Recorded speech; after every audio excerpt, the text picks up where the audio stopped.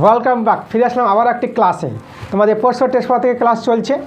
আমি তোমাদের poster test paper থেকে বড় প্রশ্নের দুটো ক্লাস দিয়েছি, আজকে তোমাদের ছোট ক্লাস দেবো। ঠিক আছে, এমসিকিউ আর এসিকিউ অঙ্কগুলো নিয়ে এসেছি। দেখো তোমাদের পোস্টার টেস্ট পেপার থেকে নিয়েছি 2025 পেজ 432। আজকে 432 পেজের আমরা এমসিকিউ আর এসিকিউ যে অঙ্কগুলো আছে, কোয়েশ্চেন নাম্বার 1, 2, 3, 4 এই দাগের অঙ্কগুলো তোমাদের করে দেখাবো।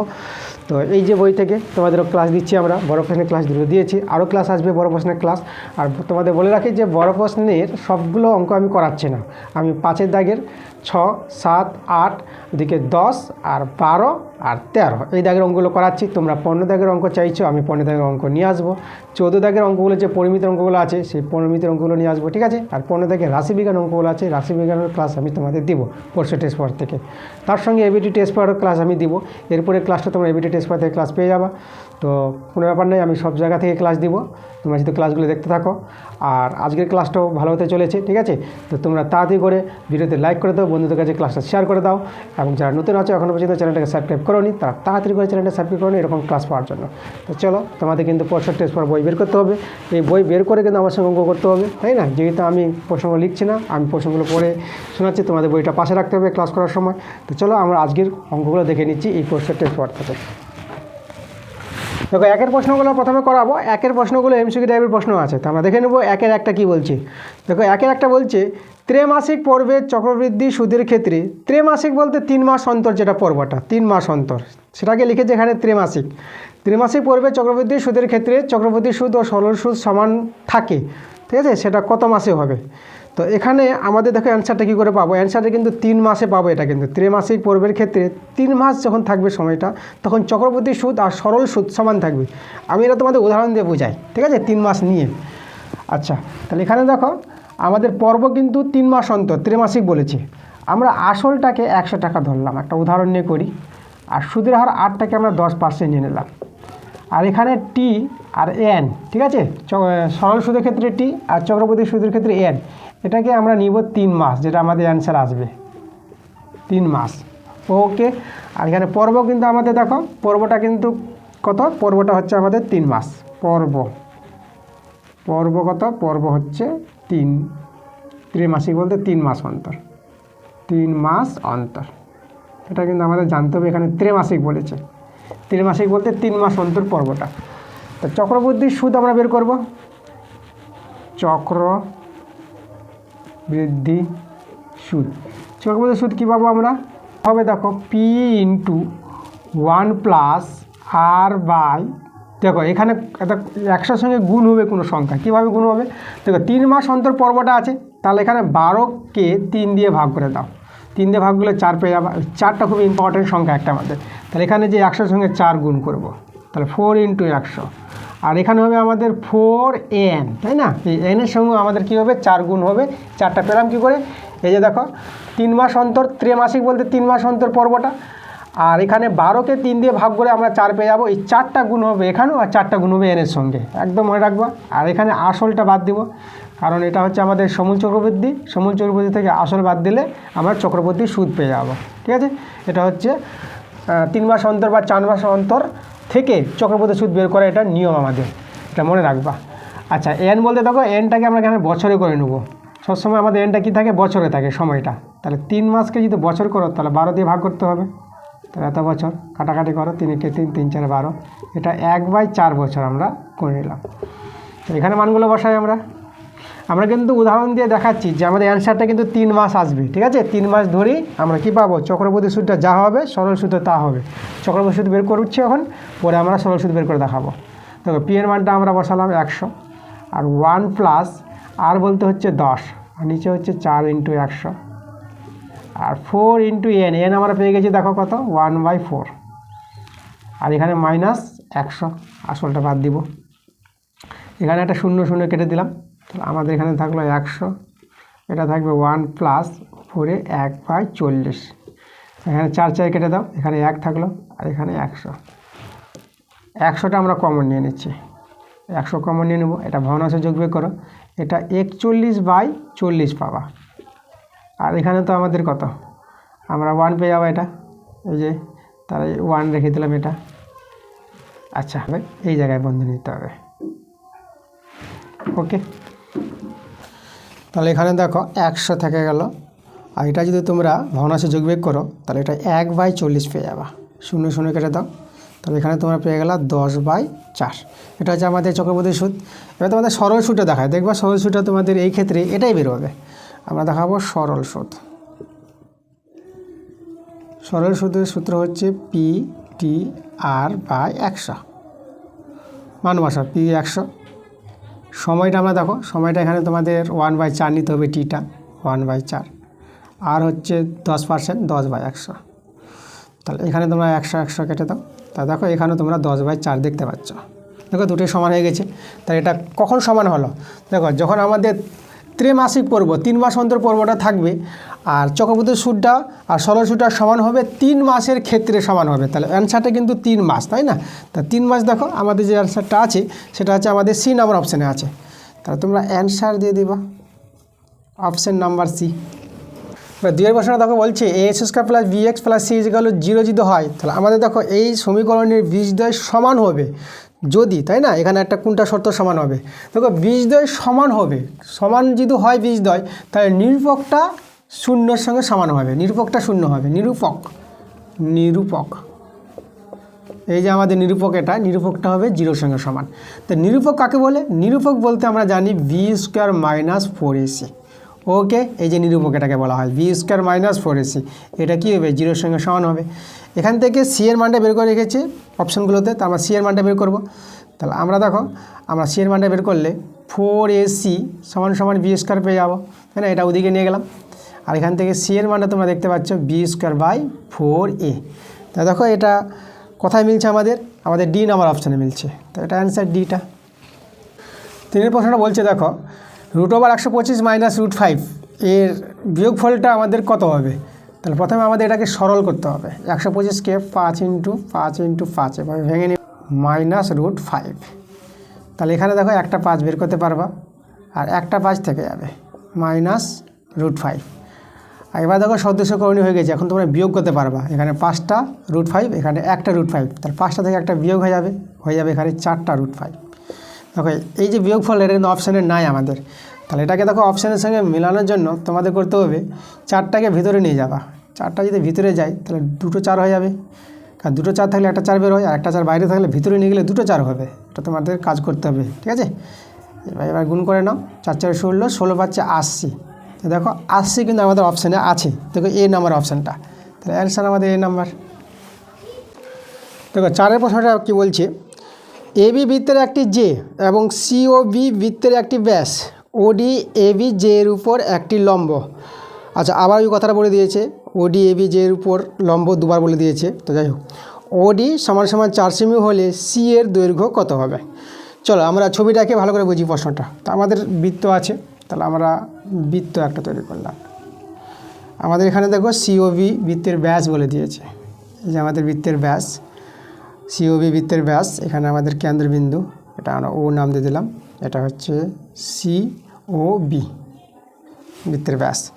আর এখানে দেখো এবি আমাদের আবার বলেছে বৃত্তের কি বলেছে? জে বলেছে এবিটা। তাহলে এবি যদি বৃত্তের জে হয়, তাহলে আমরা এবিটা এদিকে তৈরি করে দিচ্ছি, ঠিক আছে? এই যে দেখো আমরা এইভাবে এই যে এবি তৈরি করলাম, এখানে আমরা এই নাম দিয়ে দিলাম। আর এখানে কি বলেছে?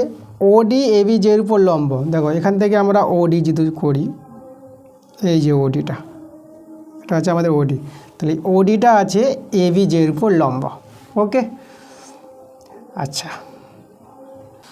হ্যাঁ বলেছে ওডি এবি জে এর উপর লম্ব। তাহলে এই যে ওডি, তাহলে আমরা এইভাবে করে একটা লম্ব টানছি, ঠিক আছে? এটা হচ্ছে ওডি লম্ব আছে 90 ডিগ্রি কোণটা, ঠিক আছে? আচ্ছা, এবার কি জানতে চেয়েছে? ওডিটা আমাদের 4 সেমি, ওডিটা বলে দিয়েছে 4 সেমি। তাহলে আমাদের সি এর দৈর্ঘ্য কত? এই যে সি এ আমাদের যোগ করতে হবে, এই সি এর দৈর্ঘ্যটা বের করতে বলেছে, সি এ কত হবে? এখানে কিন্তু ওডিটা আমাদের 4 সেমি বলে দিয়েছে। ওকে, এটা আমাদের আছে 4 সেমি। আচ্ছা, তাহলে আমরা দেখো কী করে আমরা সি এর দৈর্ঘ্যটা বের করব। তোমরা লক্ষ্য করো যে এই যে আমাদের দেখো এডি = ডিবি পাবো এখানে। কারণ কেন এডি = ডিবি কেন পাবো? কারণ দেখো এই যে ওডিটা লম্ব আছে, তাই না? মানে এবি জে এর উপর, ব্যাস নয় এর উপরে জে এর উপর কেন্দ্রগামী লম্ব সরলরেখাটা সেই জেটাকে সমদ্বিখণ্ডিত করে। তাহলে এখানে এডি = ডিবি হবে। তাহলে আমরা এখানে পেয়ে গেলাম লিখব যেহেতু, কারণটা তোমাদের বলে দিচ্ছি, ব্যাস নয় এইরূপ কোনো জের ওপর কেন্দ্রগামী লম্ব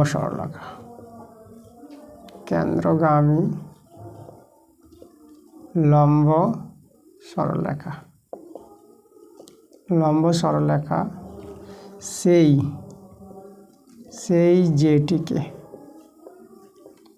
যেটিকে সমদ্বিখণ্ডিত করে,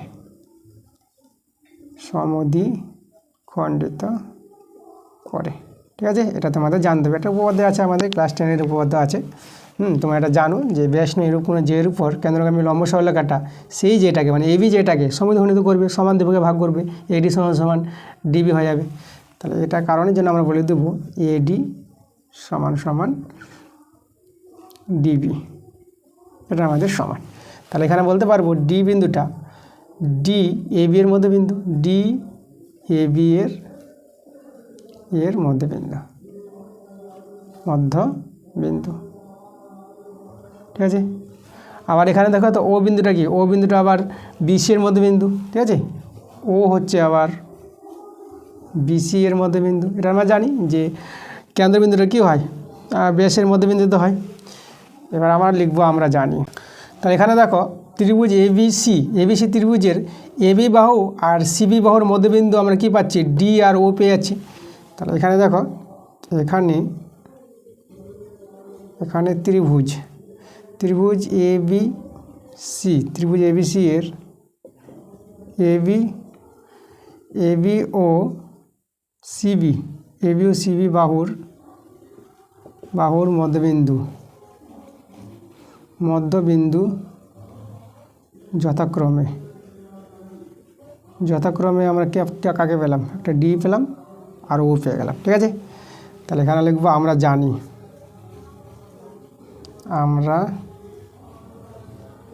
আমরা জানি কোনো ত্রিভুজের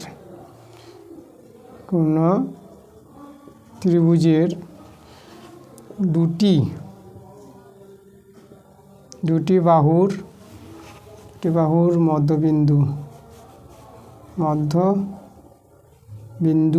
দ্বয়ের সংযোজক সরল রেখাংশ, ঠিক আছে। সরল রেখাংশ তৃতীয় বাহুর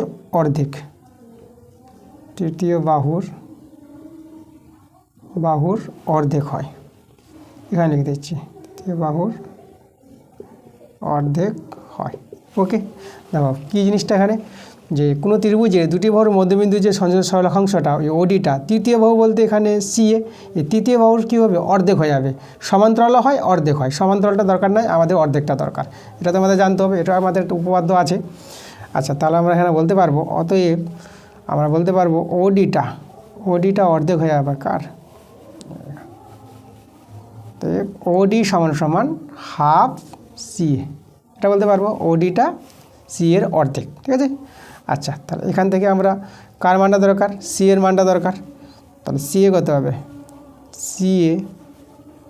সিএ হয়ে যাবে আমাদের দেখো 2OD।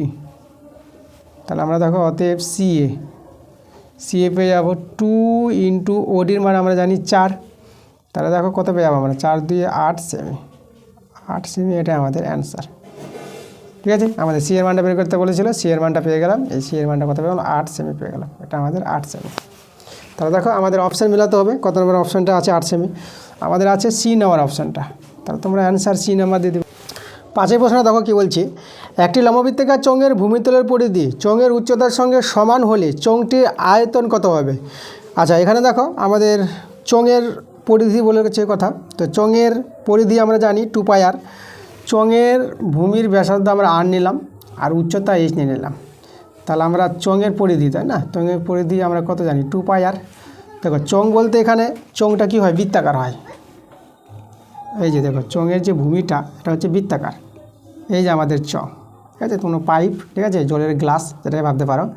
তাহলে এই যে চোঙের যে ভূমিটা কী হয়, বৃত্তাকার, আর ভূমির ব্যাসার্ধ যদি আমরা r নিয়ে নিই, তাই না, তাহলে এই যে পরিধিটা কী হয়, পরিধির সূত্র হচ্ছে 2πr, এটা হচ্ছে চোঙের পরিধি। তার চোঙের পরিধিটা আর উচ্চতা সমান বলে দিয়েছে এখানে, ঠিক আছে।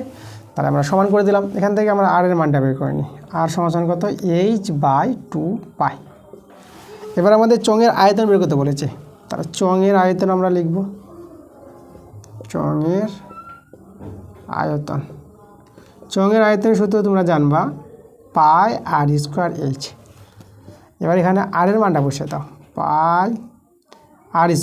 তাহলে এখানে দেখো, এখানে আমরা কত পাবো, h²/4π²। এখানে পাই কেটে দাও, তাহলে একটা পাই থেকে যাবে। তাহলে আমরা কত পাচ্ছি, এখানে একটা এইচ ছিল আমাদের, এই যে এইচটা, তাহলে আমাদের দেখো এটা h³ আসছে উপরে, h³ আর নিচে 4π। h³/4π দেখো কত নম্বর অপশানে মিলছে, সি নাম্বারটা। তাহলে অ্যান্সার আমাদের সি নাম্বার। 6 প্রশ্ন দেখো কী বলছে, যে কোনো 5টি পূর্ণ সংখ্যার গড় শূন্য হলে তাদের মধ্যে একটি অবশ্যই হবে, দেখো একটি কী হবে, একটি অবশ্যই শূন্য হতে হবে। দেখো উদাহরণ দিয়ে বোঝাচ্ছি, অঙ্কটা খুব ভালো, ঠিক আছে, এই প্রশ্নটা খুব ভালো প্রশ্ন করেছে এখানে। তো এখানে আমাদের যে কোনো 5টি পূর্ণ সংখ্যা নিতে বলেছে, তা তোমরা এভাবে নিবা, একটা 1 নিয়ে নাও পূর্ণ সংখ্যা, একটা -1 নাও, একটা 2 নিয়ে নাও, একটা -2 নিয়ে নাও, এভাবে নিতেই হবে, ঠিক আছে। আচ্ছা, তোমরা একের বদলে অনেক কিছু সংখ্যা নেওয়া যায়, কিন্তু যে সংখ্যা যেটা নিবা তার বিপরীত চিহ্ন নিতে হবে। 1 নিলে -1, 2 নিলে -2, তুমি যে 4 নাও তো -4, তুমি 6 নাও তো -6 নিতে হবে। আর তাদের মধ্যে একটা শূন্য হবে, অ্যান্সারটা কিন্তু শূন্য পাবো, ঠিক আছে। 4টা সংখ্যা নিব আর তার মধ্যে একটা কে থাকবে, শূন্য থাকবে। তা দেখো 5টা সংখ্যা হয়ে গেছে আমাদের, 1 2 3 4 5। এবার এদের আমরা গড়টা বের করবো, তাই না। তা এদের গড়টা কী হবে, শূন্য দেখাতে হবে আমাদের, তখনই বলতে পারবো হ্যাঁ তাদের মধ্যে একজন শূন্য আছে। তাহলে দেখো কী করে গড়টা শূন্য হচ্ছে, তাহলে গড় আমরা কী করে পাই, গড় সমান সমান প্রত্যেকটা সংখ্যাকে যোগ করতে হবে, প্রত্যেকটা সংখ্যাকে যোগ করে দাও, তারপরে তোমাদের ভাগ করতে হবে কতগুলো সংখ্যা আছে, 5টা সংখ্যা আছে, তা 5 দিয়ে ভাগ করো। এবার তোমরা দেখো এখানে 1 - 1 + 2 - 2 + 0, 0 তো দাম নাই, আর নিচে আমাদের 5। এটা কাটো, এটা কেটে গেল, এটা কেটে গেল, আর এখানে দেখো আমরা পেয়ে গেলাম 0/5 পেয়ে গেলাম। তো এটা কোথায় গেল, 0। তো দেখো 5টি পূর্ণ সংখ্যার গড় শূন্য হবে, তো তাদের মধ্যে একজন শূন্য হতে হবে, তাছাড়া কিন্তু হবে না, ঠিক আছে। তো অ্যান্সারটা হবে কিন্তু আমাদের শূন্য, শূন্য আছে সি নম্বর অপশানটা। তা তোমরা অ্যান্সার সি নাম্বার দিয়ে দেবা। এবার 2 প্রশ্নগুলো আমরা চলে আসলাম। 2 প্রশ্নগুলো আমাদের আছে শূন্যস্থান টাইপের প্রশ্ন, তো আমরা দেখে নেব শূন্যস্থান প্রশ্নগুলো কী বলছে। তো 2 একটা বলছে এ ও বি এর মূলধন অনুপাত 8:9 ও বি ও সি এর মূলধন অনুপাত 12:11 হলে এ, বি ও সি এর মূলধন অনুপাত বের করতে বলেছে। এখানে h/b দেওয়া আছে, তাহলে এ ও বি এর h/bর মূলধনের অনুপাত 8:9 আর b/c এটা দেওয়া আছে আমাদের, দেখো 12:11। তাহলে আমরা এখান থেকে h/b/c মানে 3 জনের মূলধনের অনুপাতটা বের করতে হবে। তো আমাদের এখানে দেখো কী করে করবো, তোমরা সমানুপাত, হ্যাঁ অনুপাতের অঙ্কগুলো করেছিলাম, সেই টাইপের অঙ্কটা হবে। বি সমান আছে, তাহলে এখানে এই 9 আর 12টাকে সমান করতে হবে। 9 12কে সমান আমরা কীভাবে করব, দেখো এই দুজনকে আমাদের 18 বানানো যাবে, একে 18 করা যাবে, একে 18 করা যাবে, তাই না। তো চলো 18 করি, তাহলে একে 2 দিয়ে গুণ করবো, আর একে গুণ করবো আমরা কত দিয়ে, আচ্ছা এটা তো 18 হবে না, সরি 18 ছাড়া অনেক কিছু ভাবতে হবে, 36 করা যাবে, ঠিক আছে। তাহলে আমরা 36 করব, 9কে 36 করব আর 18কে 36 করব, কারণ 9 আর 12 লসাগুটা হবে কত, 36। তাহলে দুজনকে 36 বানাতে হবে। তাহলে এখানে আমরা দেখো 36 করতে গেলে আমরা একে গুণ করতে হবে আমাদের কত, 9 4 36, 4 দিয়ে, তো 4 দিয়ে দুজনকে গুণ করতে হবে। তাহলে আমরা দুজনকে গুণ করলে 8 4 32, 4 দিয়ে গুণ করলে, আর এখানে 9 4 36, আর এখানে আমাদের 3 দিয়ে গুণ করতে হবে, 12 3 36, তাহলে 12 3 36, আর এটা 11 3 33। এবার আমরা পেয়ে যাবো দেখো h/b/c মানে এ বি সি এর মূলধন অনুপাত কত পাবো আমরা, দেখো এ হচ্ছে আমাদের 32, আর সি বিটা হয়ে গেল আমাদের 36, আর সিটা হয়ে গেল আমাদের 33। তাহলে এ ও বি আর সি এর মূলধন অনুপাত কত পেয়ে গেলাম, 32:36:33, শূন্য স্থান এটা বসাবো, এটা আমাদের অ্যান্সার। 2 প্রশ্নটা বলেছে দেখো √2, আর এটা হচ্ছে ঘনমূল 3, এটা হচ্ছে আমাদের চতুর্থ মূল 5, এটা আমরা বলবো ষষ্ঠ মূল 6, ঠিক আছে। তাহলে এদের মধ্যে বলেছে এই করণীগুলির মধ্যে কোনটি বড় করণী, তাহলে সবচেয়ে বড় মানটা দেখাতে বলেছে, কে বড় আছে। তা দেখো তার জন্য তোমরা করবা কি, রুটগুলো উঠাও, তাহলে এখানে 1/2 পাবা। আচ্ছা এটাকে যদি উঠাও তাহলে এটা তোমরা এইভাবে পাবা, দেখো 3 হবে, আর 1/3 পাওয়ারটা যে 3 আছে বলে 1/3, আর এখানে 5-এর পাওয়ারটা আসবে 1/4, যেহেতু 4 আছে তো 1/4। আর এখানে দেখো 6 আছে, তাহলে পাওয়ারটা আসবে 1/6, যদি 6 আছে এগুলো। এবার আমরা প্রত্যেককে ভাঙাবো, দেখবো যে কে বড় আছে। তাহলে প্রথমে আমরা 1/2 একে নিয়ে কাজ করছি। এবার তোমাদের এখানে একটা কাজ করতে হবে, এই যে পাওয়ারগুলো আছে, পাওয়ারগুলোর হরগুলো দেখো 2, 3, 4, 6, ওই যে হরগুলো লসাগু 2, 3, 4 আর 6, এদের লসাগু করো। কত 2 দিয়ে করো, 1, 3 নেমে গেল, 2, 3 নেমে গেল। এবার এখানে 3 দিয়ে করো, তো এটা কত পেয়ে যাবে? 3 দিয়ে যদি করো 1 নেমে যাবে, 1, এটা 2 নেমে যাবে 1, তাহলে 2, 3, 6, 6 দিয়ে 12। তাহলে এই সংখ্যাগুলো লসাগু, তাই না? আমরা 12 পেয়ে গেলাম। এবার আমরা করব কি, এখানে 12 নিয়ে আসবো নিচে হরগুলো। তাহলে আমরা 12 আনলে পরে আমরা কত দিয়ে গুণ করবো? আমাদের 6 দিয়ে গুণ করতে হবে। 6 একে 6, 6 দিয়ে 12, ঠিক আছে? আমাদের সবসময় কী করবো, হরটিকে 12 করব, যেহেতু লসাগুটা আমরা 12 পেয়েছি। এতে লসাগুর কথা পেয়েছি 12। তাহলে এখানে এবার করবা 6টাকে ভিতরে নিয়ে এসো আর 1/12টা বাইরে করে দিলাম, ঠিক আছে? এটা থেকে এটা করা যায়, কারণ এটা গুণ করলে আবার 6/12ই পাবা। আচ্ছা, এবার দেখো, এবার 2-এর পাওয়ারটা 6, তাহলে ভাঙাও। এখানে কত ভাঙবে? এখানে দেখো যদি ভাঙাও এটাকে, তাহলে এভাবে ভাঙাতে পারবা। আমি এখানে দেখাচ্ছি, 2-এর মাথায় 6কে ভাঙাতে পারবা 2 × 2 × 2 × 2 × 2, 1, 2, 3, 4, 5 আর একটা 2, 3টা দিয়ে 8, এদিকে আবার 8, এদের গুণগুলো কত হবে? 8, 8, 64। 2-এর মাথায় 6, 64, তো এখানে আমরা 64 লিখব। পাওয়ারটা 1/12, এটা রেখে দাও। এভাবে এটাকে ভাঙাবো। 3-এর পাওয়ার আছে 1/3। এখানে যদি 12 আনো, তা তোমাকে 4 দিয়ে গুণ করতে হবে, এটা 12 পেয়ে যাবো। এবার 4টাকে ভিতরে নিয়ে যাও আর 1/12টা বাইরে।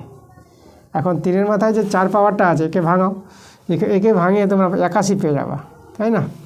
2, 3, 9, আবার 9, 9, 81, তাহলে 81 পেয়ে যাবা বাই 12। এভাবে ভাঙাতে হবে তোমাদের। এবার এটাকে ভাঙাচ্ছি, 5-এর পাওয়ারে আছে 1/4।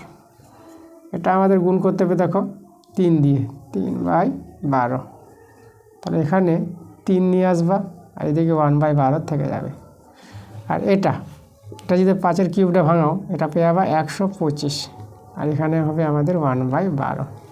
আর একটা আছে 6-এর পাওয়ার আছে 1/6। এই যদি 12 বানাও, তাহলে এটা হবে 2 দিয়ে গুণ হবে 12, তাহলে 2টা ভিতরে আসলো, 1/12 বাইরে। 6-এর স্কোয়ার কত হয়? 36 হয়, তাহলে এখানে আমরা 36 লিখে দেবো, আর বাইরে 1/12।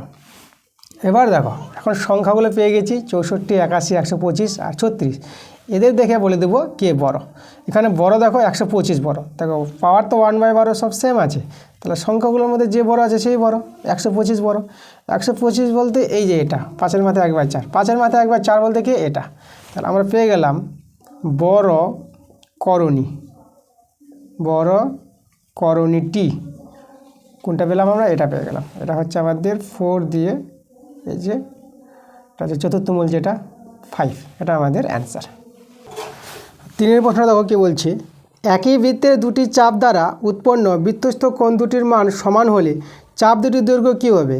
তো এখানে চাপ দুটির দৈর্ঘ্য সমান পাবা। দেখো সমান কী করে পাবো আমি দেখাচ্ছি। সমান চাপ যদি হয়, এই ধরো একটা বৃত্ত, এখানে আমরা এই চাপ নিয়ে এই একটা চাপ নিলাম, ঠিক আছে? এটা এবি চাপ নিলাম, এবি, এটা সি। এবার আমরা আরেকটা চাপ নিয়ে নিচ্ছি, দেখো এইভাবে নিয়ে এভাবে করলাম, এটা হচ্ছে আমাদের বিসি চাপ, বিসি, এটা আমরা ডি নাম দিলাম। তাহলে এই চাপ যখন সমান হবে, এই কোণটাও সমান হবে, ঠিক আছে? এখানে এই কোণ দুটো সমান বলেছে, তো চাপ দুটো কী হবে? সমান হবে। এখানে দেখো চাপ এবি, এটা চাপ, আর চাপ বিসি, এই যে চাপ চিহ্নটা এইভাবে থাকে, তাহলে দুটো চাপ এখানে সমান হবে। তোমাদের বলি, আমরা জানি যে দেখো একই বৃত্তাংশস্থ সকল কোণের মান সমান হয়। তাহলে এই যে দেখো, তো আমরা এই চাপ নিয়ে এখানে আর এখানে দেখো, তাহলে এটা আমাদের এবি, এটা আমাদের সিডি। দেখো একই বৃত্তাংশস্থ যত কোণগুলো পাওয়া যাবে, বৃত্তাংশস্থ কোণগুলো কী হবে? সমান হবে। একই বৃত্তের চাপের উপর অবস্থিত সকল যে বৃত্তাংশ কোণগুলো হয়, বৃত্তাংশস্থ কোণগুলো, এগুলো সমান হয়। তাহলে চাপটা তো সমান আছে, এই চাপ সমানের জন্য এই কোণটা সমান, এই চাপ সমানের জন্য এই কোণ সমান। তো এখানে দেখো, এখন দুটো চাপ যখন সমান হবে তাহলে এই দুটো কোণও কিন্তু সমান হবে, ওই নিয়ম অনুযায়ী হবে আমাদের, তাই না? তা আমাদের যে বলেছে একটি বৃত্তে দুটি চাপ দ্বারা উৎপন্ন বৃত্তস্থ কোণ দুটি যদি সমান যদি হয়, তাই না, তাহলে সেই চাপ দুটির দৈর্ঘ্য সমান হবে। এই দুটো কোণ সমান হলে এ যদি 30 ডিগ্রি হয় তাহলে এও হয়ে যাবে আমাদের 30 ডিগ্রি। তাহলে চাপগুলো কী হবে? চাপগুলো সমান হবে। তো অ্যান্সারটা তোমরা সমান লিখবা শূন্যস্থানে। তাহলে অ্যান্সার সমান, এই যে সমান বসাবা শূন্য। 4 প্রশ্নটা দেখো বলছে sine square alpha plus sine square beta plus sine square gamma এর মানটা 3 বলে দিয়েছে। তাহলে আমাদের যার মানটা বের করতে বলেছে cos square alpha plus cos square beta plus cos square gamma এর মানটা কত হবে। তা দেখো আমরা করবো কি, কসগুলোকে সাইনে কনভার্ট করব। তাহলে কস স্কোয়ার আলফাকে তোমরা লিখতে পারবা 1 মাইনাস সাইন স্কোয়ার আলফা। একইভাবে এটা লিখতে পারবা 1 মাইনাস সাইন স্কোয়ার বিটা লিখতে পারবা। আর এটাকে 1 মাইনাস সাইন স্কোয়ার গামা, এভাবে তোমরা ভেঙে নেবা। এবার দেখো 1 কটা আছে, 1 কিন্তু এখানে 3টা আছে, তা 3টা 1 3 করে দিলাম। আর এখানে মাইনাস কমন নিয়ে আমরা লিখতে পারবো sine square alpha plus sine square beta plus sine square gamma. 3 minus, দেখো এর মানটা তো আমাদের দেওয়া আছে কত, 3 দেওয়া আছে, তো এর জায়গায় 3 বসিয়ে দাও, 3 3 কেটে দাও, তাহলে আমরা 0 পেয়ে গেলাম। তাহলে এর যে মানটা বলেছিল শূন্যস্থানে, ঠিক আছে, এর মানটা কত হবে, 0 হবে। শূন্যস্থানে তোমরা 0 বসিয়ে দেবা। 5 প্রশ্নটা দেখো বলছে একটি ঘনকের প্রান্তরেখার সমষ্টি 24 একক হলে ওর আয়তন কত হবে। ঘনকের আয়তন বের করতে বলেছে। আচ্ছা, ঘনকের প্রান্তরেখা, দেখো ঘনকের ছবিটা আঁকি, তারপর প্রান্তরেখা বোঝাচ্ছে, মানে প্রত্যেকটা ধার, কতগুলো ধার আছে ঘনকের। তাহলে এই যে আমাদের দেখো ঘনক মানে কি, একটা তোর বর্গক্ষেত্র রাখো, তার ভিতরে আরেকটা তোর বর্গক্ষেত্র রেখে নাও, এভাবে আমাদের ঘনক তৈরি হবে। এই যে আমাদের ঘনক। তাহলে ঘনকের ধার এখানে 12টা আছে, মানে এই যে 1টা 2টা 3টা 4টা 5টা 6টা 7টা 8টা 9টা 10টা 11টা, ঠিক আছে। আর 2টা কোথায় গেল, এই যে 11 12টা, এই যে, ঠিক আছে, এখানে একটা আছে। তা টোটাল আমাদের ধার কটা আছে, 12টা ধার আছে, ঠিক আছে। এই যে ধারগুলো, বাহুগুলো যেগুলো, তাহলে এখানে আমাদের ধার সংখ্যা হচ্ছে, ঘনকের ধার সংখ্যা 12। তাহলে আমরা লিখবো আমরা জানি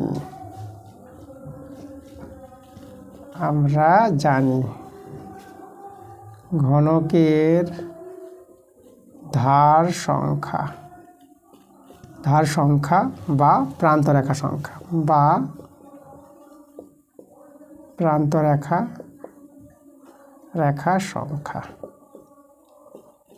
কত আছে, 12টি। তাহলে এখানে দেখো তাদের সমষ্টি বলে দিয়েছে কত, 24 একক বলে দিয়েছে, ঠিক আছে। তাহলে আমরা ঘনকের ধারের দৈর্ঘ্য যদি আমরা ধরে নিই, ঘনকের ধারের দৈর্ঘ্য ধরে নিলাম। তাহলে এখানে 12টি ধারের সমষ্টি করতে হবে, তাহলে 12 তাহলে এই যে 12 এটা দেওয়া আছে আমাদের কত, 24 দেওয়া আছে। তাহলে এখানে 12 2 24, তাহলে এর মানটা 2। তাহলে ঘনকের ধারের দৈর্ঘ্য আমরা কিন্তু 2 পেয়ে গেলাম। তাহলে অতএব ঘনকের আয়তন বের করতে বলেছে। ঘনকের আয়তন কত হবে, ঘনকের আয়তন হচ্ছে ধারের কিউব, 2 এর কিউব ভাঙাও, এটা 8 পেয়ে যাবা। তাহলে ঘনকের আয়তন 8, শূন্যস্থানে তোমরা 8 বসাবা। দেখো 6 প্রশ্নটা আমাদের বলছে বৃহত্তর সূচক অজাইব ও ক্ষুদ্রতর সূচক অজাইব যে বিন্দুতে পরস্পরকে ছেদ করে সেই বিন্দুর ভুজ, যেটা হচ্ছে x স্থানাঙ্ক হলো, ভুজটি হলো পরিসংখ্যা বিভাজনের কী হবে, এটা পরিসংখ্যা বিভাজনের মধ্যমা হয়, ঠিক আছে, তোমরা এটা জানো। তাহলে এই যে আমাদের স্থানাঙ্ক x অক্ষ y অক্ষ, আমাদের দুটো যদি আমরা দেখাই, এই যে দুটো বৃহত্তর সূচক আর ক্ষুদ্রতর সূচকের যে ছেদ বিন্দুটা, এই বিন্দুটার যে ভুজটা পাবো, ঠিক আছে, এই বিন্দুর ভুজ বলতে কোটা, এটা হচ্ছে কোটি, আর ভুজ হচ্ছে এটা, এই অংশটা, এটা যদি ও হয়, এটা হচ্ছে এম হয়, তাহলে এটাকে আমরা কি বলবো, এটাই আমাদের ভুজ। এই ভুজটাই হবে আমাদের মধ্যমা, তোমাদের জানতে হবে, ঠিক আছে। তাহলে এখানে অ্যান্সারটা হবে আমাদের মধ্যমা। তা তোমরা লিখবা অ্যান্সার, শূন্যস্থানে কি লিখবা, শূন্যস্থানে লিখো মধ্যমা, এটা অ্যান্সার।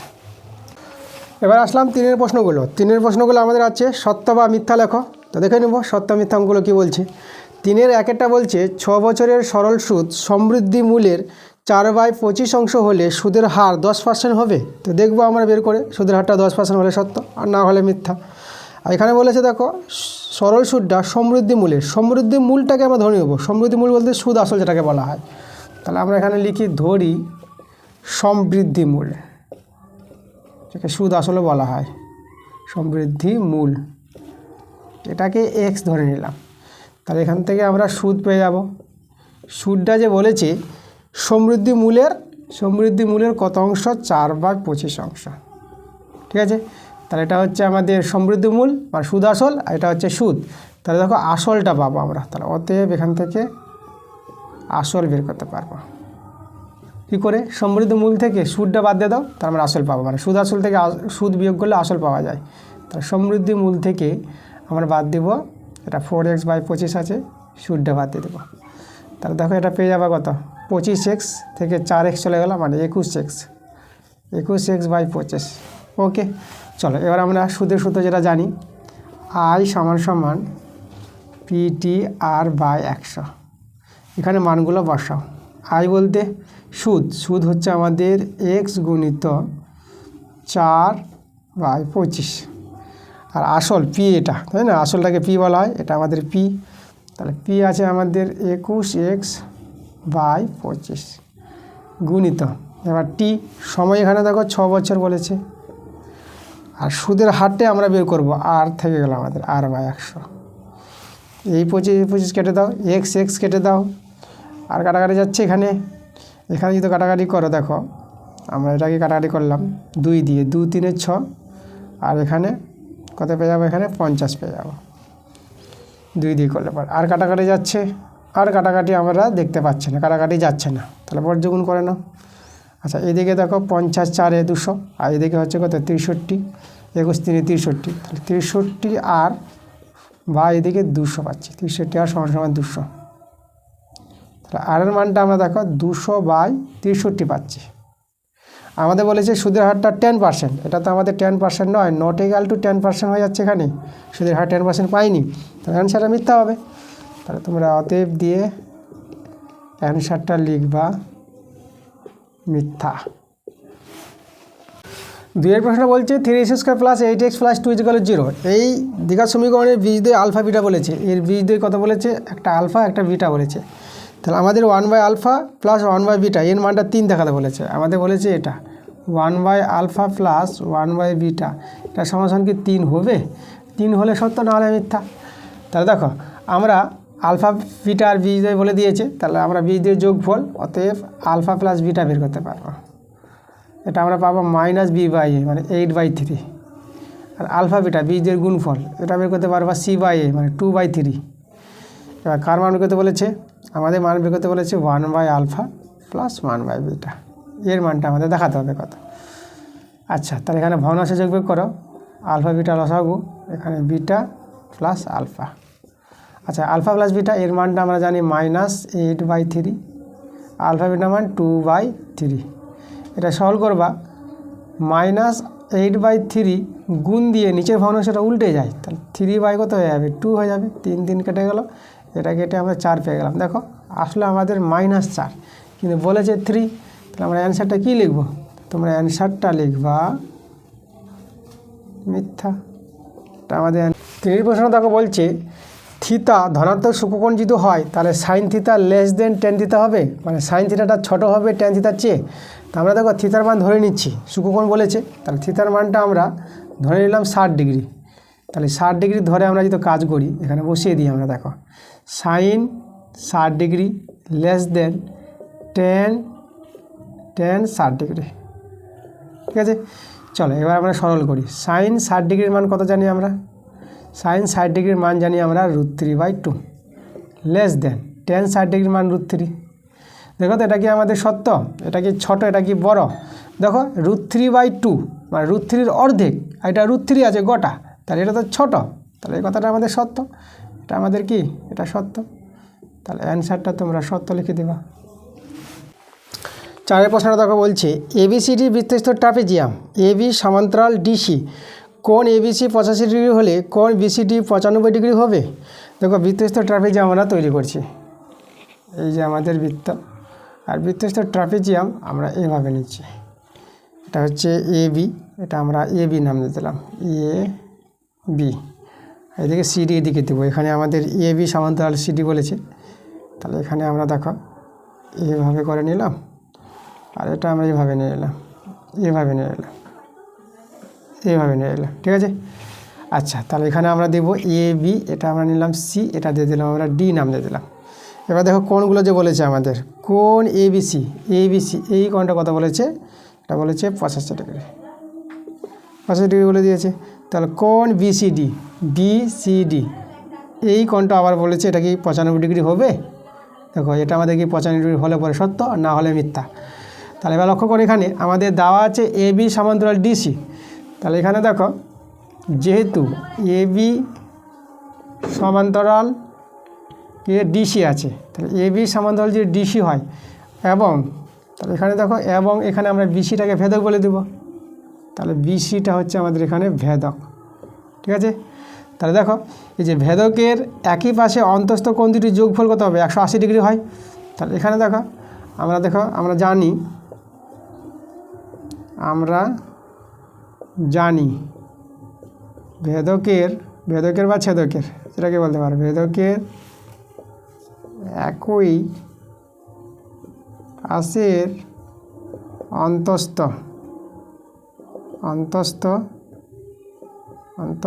কোণ দুটির সমষ্টি কত হয়, সমান 180 ডিগ্রি হয়, ঠিক আছে। তাহলে এখানে দেখো এখানে লিখব যেহেতু 85 ডিগ্রি যোগ 95 ডিগ্রি, এদের যোগফলটা কত, এদের যোগফলটা আমরা পেয়ে যাচ্ছি 180 ডিগ্রি, ঠিক আছে। এটা যোগ করে 180 ডিগ্রি পেয়ে যাবো। তাহলে অতএব আমাদের কি অ্যান্সারটা আমাদের সত্যি বলেছে, তাহলে এই কোণটা আমাদের কি হবে, 95 ডিগ্রি হবে। তাহলে অতএব অ্যান্সার আমরা লিখে দেব সত্য। ওকে, 5 প্রশ্ন দেখো, বলছি যদি এ কমা বি এর সঙ্গে ব্যস্তভেদে থাকে তাহলে এ কমা 1/b এর সঙ্গে সরলভেদে থাকবে। হ্যাঁ, এটা হয়, এ কমা বি যদি ব্যস্তভেদে থাকে তাহলে এ কমা 1/bটা সরলভেদে থাকবে। দেখো এ কমা বি আমাদের বলেছে ব্যস্তভেদ যদি হয় তাহলে তোমরা এ ভেরিয়াস 1/b লিখতে পারবা। তাহলে এখান থেকে ভেদ যদি উঠানো যায় তাহলে এটা আমাদের k1/b করে দিলাম, এখানে গুণ করে নাও, এ বি সমান k1 পেয়ে গেলাম। এবার দেখো পরেরটা আমি দেখাচ্ছি, আবার বলেছে এ কমা 1/bটা, এটা কী বলেছে, সরল ভেদে থাকবে, ঠিক আছে। তাহলে সরল ভেদে যদি থাকে, দেখো আমরা ধরে নিলাম যে সরল ভেদে আছে, তাহলে এখান থেকে তোমরা যদি ভেদ করো, তাই না, তাহলে এ ভেরিয়েস 1/b, ঠিক আছে, এটা হচ্ছে সরল ভেদ। ওকে, ব্যস্তভেদ হচ্ছে এটা, যে এ বি যদি ব্যস্তভেদ হয় তাহলে এ ভেরিয়েস 1/b হবে, আর সরল ভেদ এ ভেরিয়েস যেটা থাকবে সেটাই 1/b আছে, তো 1/b বসে যাবে। ওকে, তাহলে এখান থেকে যদি আমরা ভেদ উঠাই তাহলে সমান k2/b, এখানে যদি আমরা বর্গগুণ করে নিই তাহলে এ বি k2, ঠিক আছে। এখানে k1 k2 কি, k1 k2 দুজনই অশূন্য ভেদ ধ্রুবক, k1 k2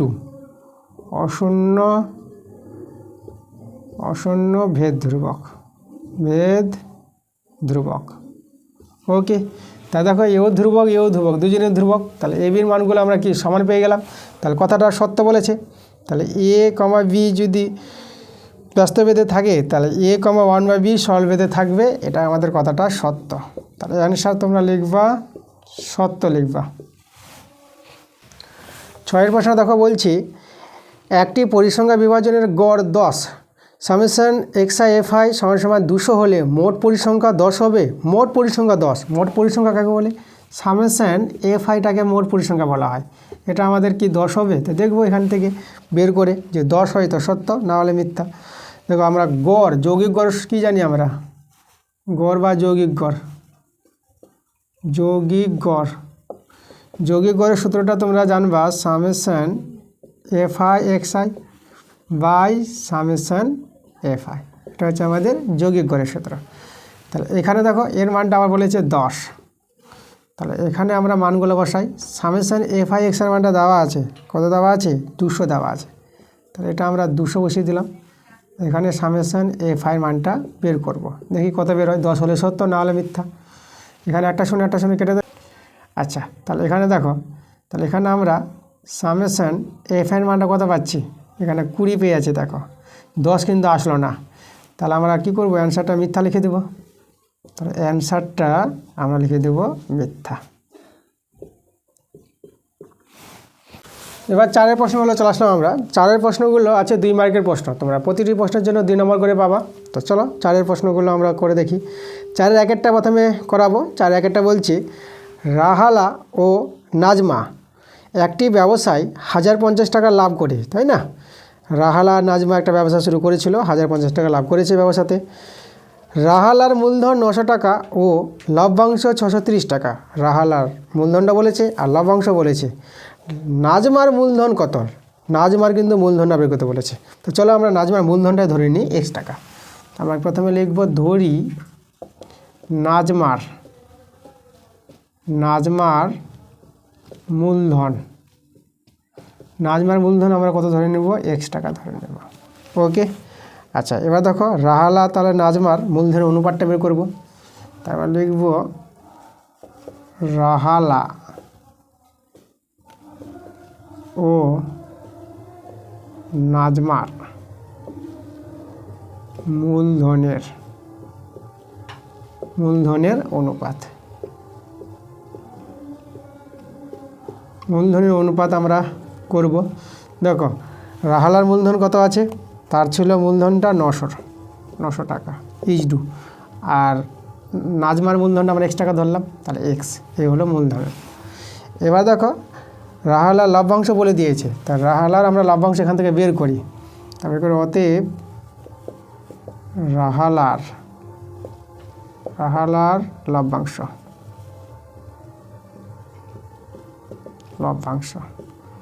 সমান দেখো রাহালার লভ্যাংশ বের করবো। রাহালা হচ্ছে এটা 900, তো আমরা লিখব 900 বাই আনুপাতিক যোগটা হবে 900 যোগ X ইন্টু, এবার মোট লাভটা গুণ হয়, মোট লাভ হচ্ছে 1050, তাহলে 1050 দিয়ে গুণ করব।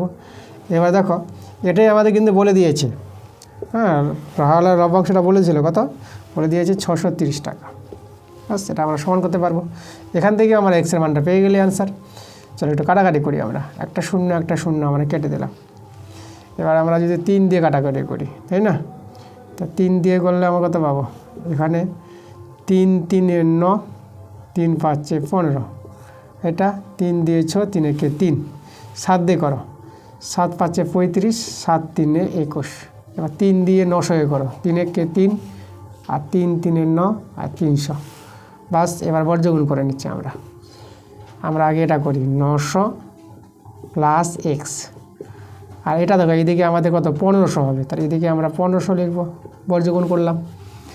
এবার এখান থেকে X এর মানটা পেয়ে যাচ্ছ, তাহলে X সমান কত হবে, দেখো 1500 থেকে 900 বিয়োগ হবে, তাহলে 1500 থেকে 900 বিয়োগ করবা, তোমরা পেয়ে যাবে 600। তাহলে দেখো নাজমার মূলধনটা কিন্তু 600টা পেয়ে গেলাম। অতএব দিয়ে লিখে দাও, অতএব নাজমার মূলধন সমান 600 টাকা, এটা অ্যান্সার। 2 নম্বর প্রশ্ন দেখো, বলছি সুদের পর্ব 6 মাস হলে 10% বার্ষিক চক্রবৃদ্ধি হার সুদে 1600 টাকার 1.5 বছরের সুদ আসল কত হবে? ঠিক আছে, সুদ আসল বলতে আমাদের যেটা হচ্ছে সমৃদ্ধি মূল, যেটা বের করতে হবে, তাই না? তাহলে আমরা সমূল চক্রবৃদ্ধি যেটাকে বলা হয়, তাহলে আমরা সমূল চক্রবৃদ্ধি এখানে বের করতে হবে। তো দেখো সমূল চক্রবৃদ্ধি আমরা কীভাবে পাবো, এখানে 6 মাস পর্ব বলেছে, পর্বটা হচ্ছে 6 মাস অন্তর, তাহলে আমরা লিখব সমূল চক্রবৃদ্ধি। অতএব সমূল চক্রবৃদ্ধি, তাই না, এখানে চক্রবৃদ্ধি সুদের হারে বলেছে কথাটা, তার জন্য সমূল চক্রবৃদ্ধি, এটাকে কিন্তু সুদ আসল বলা হয়। সমূল চক্রবৃদ্ধিটার সূত্রটা কি, আসল হচ্ছে আমাদের কত, আসল হচ্ছে এখানে 1600 টাকা, তাহলে 1600 ইন্টু 1 প্লাস সুদের হারটা কত বলেছে 10%, 10/100। এবার এখানে দেখো এই 100-র সঙ্গে আমাদের গুণ হবে, তাহলে 100-র সঙ্গে কত গুণ করব সেটা তোমাদের আমি বলে দিচ্ছি। এখানে দেখো সুদের পর্ব আমাদের কত বলেছে, 6 মাস অন্তর বলেছে, পর্বটা 6 মাস অন্তর, এটা কিন্তু ইম্পর্টেন্ট জিনিস। দেখো তা 6 মাস যদি অন্তর হয়, তাহলে 12কে 6 দিয়ে ভাগ করো, 6 দিয়ে 12, এই যে 2টা পেয়ে গেলা, এই 2টা কিন্তু এখানে গুণ হবে, এখানে তোমরা গুণ দিবা এভাবে 2 গুণিত 100, ঠিক আছে? এটা কিন্তু তোমাদের করতে হবে। 2টা আবার এখানেও গুণ হবে এনের সঙ্গে, এই যেখানে এনটা বসাবা। ওকে, তাহলে এনটা দেখো, আমাদের যে এনটা আছে, এন বলতে আমাদের কত, এখানে লিখে আমি, এন হচ্ছে আমাদের 1.5 বছর, এই যে 1.5 বছর, 1/1/2 বছর, এটাকে ভেঙে নাও, এটা 3/2 বছর, ঠিক আছে? তাহলে এন হচ্ছে 3/2, তাহলে এখানে এনের জায়গায় আমরা বসাবো 3/2। এই হলো আমাদের সুদ আসল বা সমূল চক্রবৃদ্ধি যেটাকে বলা হয়। তাহলে আমরা এখান থেকে সরল করে অ্যান্সার পেয়ে যাবো আমরা। তাহলে এখানে দেখো 1600 থেকে গেল, আর এটা তোমরা যদি করো, এটা 2 × 5 = 10, তাহলে এটা তোমরা পেয়ে যাবা দেখো 105। তাহলে 105 এখানে 2 দিয়ে কেটে দাও, তাহলে এখানে তোমরা পেয়ে যাবা 105 আর নিচে 100, পাওয়ার কত থেকে গেল, 3 থেকে গেল। তাহলে 1600 ইন্টু 105, 3 বার গুণ হবে, 105/100টা একবার, 105/100 একবার, 105/100, তো 3 বার গুণ করলাম, এটা টাকা। আচ্ছা, তাহলে দেখো এবার আমরা গুণটা করব। তাহলে এই যে 0 2টো 0 কেটে দিলাম, তাহলে উপরে দেখো 16 ইন্টু 105, 3টা আমরা গুণ করব, আর নিচে আমাদের দেখো কত হবে, নিচে হবে 10,000, 1 4টা 16। তা দেখো 105 105 105 গুণ করে তোমরা কত পাবা, এই সংখ্যাটা পাবা, ঠিক আছে? এই যে আছে এটা 1 দশক শতক হাজার, ঠিক আছে? এই যে 11 57 62 5, ঠিক আছে? এই বড় সংখ্যাটা তোমরা পেয়ে যাবা 3টা গুণ করে। এবার 16 গুণ করবা, 16 গুণ করে, তাহলে দেখো এখানে 16 গুণ করবা, 16 গুণ করে পেয়ে যাবা এই যে সংখ্যাটা, ঠিক আছে? এই যে বড় সংখ্যাটা 18 52 20 00, তাহলে এটা সংখ্যা পেয়ে যাবা গুণ করে, আর নিচে আমাদের আছে 10,000। এবার আমরা এই 3টা 0 কেটে দিলাম, 2টো 0 কাটালাম, ঠিক আছে? এই যে 2টো 0 কাটালাম, আর 100 দিয়ে ভাগ করি, তাহলে 100 দিয়ে যদি ভাগ করি, তাহলে পাবো 18 52, তাহলে দশমিকটা কত এখানে বসবে, তাহলে এখানে দশমিক, এটা। তাহলে এই যে আমাদের সুদ আসল, এটাকে সুদ আসল বলা হয়, সুদ আসল, ঠিক আছে?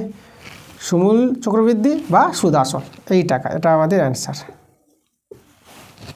দেখো 3 প্রশ্নটা বলেছে কে এর কোন মানের জন্য, এই যে দ্বিঘাত সমীকরণটা আছে 6x² + x + k = 0, এই সমীকরণের বীজদের বর্গের সমষ্টি বলেছে কত, 25/36 হবে, তাই না?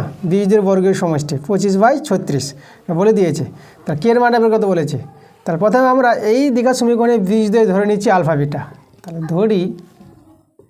ধরি বীজদ্বয় আলফা আর বিটা ধরলাম। তাহলে বীজদের যোগফল পেয়ে যাবো আমরা, বীজদের যোগফলের সূত্র জানি -b/a, দেখো b1 আর a6, আর বীজদের গুণফল, অতএব বীজদের গুণফলের সূত্র জানি আমরা c/s, যেটা কে আছে, a হচ্ছে আমাদের 6, বীজদের যোগফল গুণফল বের করলাম। এবার যেটা বলেছে আমাদের শর্তটা, বীজদের বর্গের সমষ্টি মানে α² + β², এটা সমান বলেছে কত, 25/36, এটা আমাদের শর্ত বলেছে, ঠিক আছে? এবার আমরা এর সূত্র তৈরি করব, a² + b² সূত্র।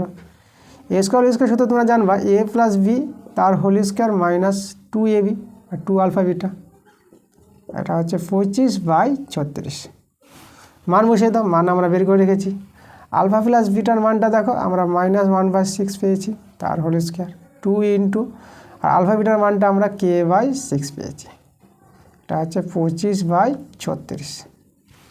তাহলে এখানে আমরা পেয়ে যাব 1/36, এটা কাটাকাটি করো, এটা পেয়ে যাবা 3, তো এটা হবে -k/3, এটা হবে 25/36।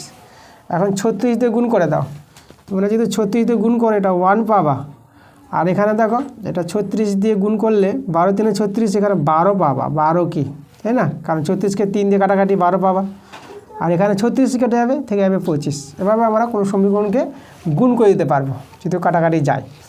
আচ্ছা, তাহলে পূর্ণ সংখ্যা চলে আসলো, দেখো এবার এখান থেকে কে এর মান আমরা সহজে বের করতে পারবো। তাহলে বা এদিকে -12k সমান এদিকে 25, আর এদিকে দেখো একটা আমরা ওইদিকে নিয়ে গেলে -1, -12k, এটা হবে আমাদের 24, তাহলে এখানে 12 দিয়ে 24, তাহলে মাইনাসটা ওইদিকে যদি গুণ করে দিই, তাহলে k সমান -2 পেয়ে গেলাম। দেখো কে এর মান বের করতে বলেছিল, কে এর মানটা আমরা -2 পেলাম। 4 প্রশ্নটা বলেছে a/b = c/d = e/f, এভাবে বলেছে। তো এখানে বলেছে হলে দেখাও যে প্রত্যেকটি অনুপাতের মান হবে এটা 3a + 4c - 5e by 3b + 4d - 5f। এটা আমাদের দেখা বলেছে প্রত্যেকটি অনুপাত এর সঙ্গে সমান হবে। আচ্ছা, আমরা কী করবো, প্রথমে বাই করে নিই এদেরকে। a/b = c/d = e/f বাই করে নিলাম। এবার আমরা কি করব, এটাই দেখাতে বলেছি যে এদের মানগুলো, যে অনুপাতটা, এদের মানটাই হবে আমাদের এটা, মানে সবাই সমান হবে এটা, ঠিক আছে। আচ্ছা, তাহলে এখন আমরা কে ধরে নিই, কে ধরি এটাকে আমরা 1 নং নাম দিয়ে দিলাম। তাহলে এরও মানটা আমরা কে দেখাবো, এর মানটা যদি কে পেয়ে যায় তাহলে বলে দেবো হ্যাঁ প্রত্যেকটি অনুপাত আমাদের কি এদের সঙ্গে সমান পেলাম, প্রত্যেকটি অনুপাত কিন্তু এর সঙ্গে সমান হবে। তাহলে এর মানটা কে আর এরও মানটা আমরা কে দেখাবো। তা প্রথমে আমরা কী করবো, এখান থেকে আমরা যদি এর মানটা বের করি তাহলে a/b তো কে, তাহলে এর মানটা b কে পাবা। একইভাবে এখান থেকে c এর মানটা তোমরা d কে পাবা। একইভাবে এখানে তোমরা e এর মানটা পাবা f কে পেয়ে যাবা। এবার আমরা ওইটা টুকবো, ঠিক আছে, যেটা আমাদের ছিল এই যে এটা 3a + 4c - 5e, আর নিচে ছিল 3b + 4d - 5f। এবার মানগুলো আমরা বসাই। দেখো এর মানটা যদি বসাই, এর মান জানা আছে, তাহলে 3 × b কে প্লাস 4c, হচ্ছে আমাদের দেখো কত, c এর মান হচ্ছে d কে, মাইনাস 5 × e এর মান হচ্ছে f কে, মান বসিয়ে দিলাম। আর নিচে আছে আমাদের 3b + 4d - 5a। আচ্ছা, এখানে দেখো উপর থেকে কে কমন যাচ্ছে, তাহলে কেটা কমন নিয়ে আমরা দেখতে পাচ্ছি থাকছে 3b + 4d - 5a। আর নিচে দেখো 3b + 4d - 5a। দেখো এই দুটো তো সমান, তো এরা কেটে গেল, তো থাকলো কে থেকে গেল। দেখো আমরা বলেছিলাম যে এর মানটা যদি কে দেখাতে পারি তো বলে দিতে পারবো হ্যাঁ এই যে প্রত্যেকটি অনুপাত আছে, প্রত্যেকটি অনুপাতের মান এর সঙ্গে সমান।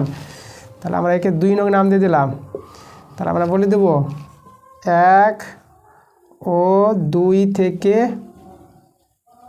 থেকে পাই কী পাবো, আমরা লিখে দেবো a/b = c/d = e/f এই যে এটা এই মানটা মানে 3a + 4c - 5e by 3b + 4d - 5f। এই যে প্রত্যেকটি অনুপাত এর সঙ্গে সমান দেখাতে বলেছিল, আমরা সমান দেখালাম। তাহলে প্রমাণিত লিখে দেবো আমরা। দেখো এবার পাশের প্রশ্নটা বলছে, পাশের প্রদত্ত চিত্রে, দেখো চিত্র কিন্তু প্রশ্নে দেওয়া আছে এটা, তো পাশের প্রদত্ত চিত্রে BCDE একটি বিস্তৃত চতুর্ভুজ, ঠিক আছে। এখানে নামটা আমরা দিব BCD আর E, আমাদের চিত্র দেওয়া আছে। আর এখানে আমাদের EF নামটা দিয়েছে, এটা আছে G নামটা, এভাবে চিত্রের নাম দিয়ে দিয়েছে BCDE। এটা যে বৃত্তস্থ চতুর্ভুজ বলেছে। আর এখানে বলেছে যে সিডিকে F বিন্দু পর্যন্ত বর্ধিত করা হলো। দেখো সিডিকে F বিন্দু পর্যন্ত বাড়িয়েছে। এখানে ডিজি সমান্তরাল বি বলেছে। দেখো এই যে ডিজি সমান্তরাল বি, এটা সমান্তরাল সরলরেখা আছে, এই দুটো সরলরেখা এটার সঙ্গে এটা সমান্তরাল আছে। এখানে প্রশ্নে কি বলেছে, এটা এখানে বলে দিই, এই যে এখানে বলে দিয়েছে বিই সমান্তরাল বলেছে ডিজি, এটা সমান্তরাল আছে। আচ্ছা, সমান্তরাল যদি হয়, দেখো তোমাদের বলে দিচ্ছি সমান্তরালের যে কোণগুলো হয়, এটা তো আমাদের ডিটা ছেদক, তাহলে এই যে দেখো এটা একান্তর কোণ, তাহলে একান্তর কোণগুলো সমান হবে। এবং এখানে বলে দিচ্ছি এবং এটা হচ্ছে ইডিটা হচ্ছে কি ছেদক বা ভেদক। তাহলে অতএব কোণ সমান হবে কি, এখানে বিডিটা সমান হবে কার সঙ্গে, কোণ ইডিজি, এই কোণটা আর এই কোণটা সমান, একান্তর কোণ, তাই না, সমান্তর সরলরেখা, এটা ছেদক, ঠিক আছে। তাহলে এই কোণটা একান্তর কোণ হয় আর সমান হয়। আচ্ছা, তাহলে দেখো আমরা এই কোণটা থেকে এই কোণটা বের করতে পারবো, ঠিক আছে। এই কোণটা যেহেতু আমাদের 95 ডিগ্রি, তো আমরা লিখব যেহেতু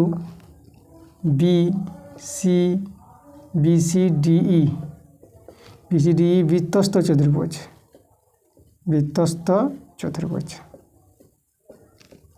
তাহলে বৃত্তস্থ চতুর্ভুজে বিপরীত কোণগুলি পরস্পর সম্পূরক হয়। তাহলে এখানে দেখো আমরা এই কোণটা পেয়ে যাব বিইডিটা কত পাবো, 180 ডিগ্রি থেকে আমরা 95 ডিগ্রি বাদ দেবো। তো বিয়োগ করো, এটা আমরা 5 ডিগ্রি পেয়ে যাবো। তো এটা হয়ে গেল আমাদের 17, 9 কত 17, 8 দিলে দেখো এটা 85 ডিগ্রি পেয়ে গেলাম। এই কোণটা হয়ে গেল 85 ডিগ্রি।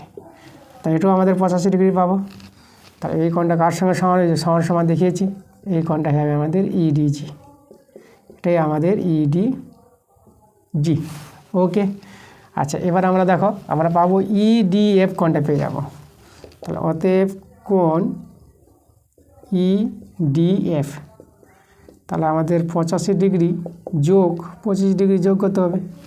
তাহলে এটা হবে 10 আর 10 11, 110 ডিগ্রি। তাহলে আমাদের সম্পূর্ণ কোণটা কিন্তু দেখো এটা হচ্ছে আমাদের বৃত্তস্থ চতুর্ভুজের বহিস্থ কোণটা 110 ডিগ্রি পেয়ে গেছি।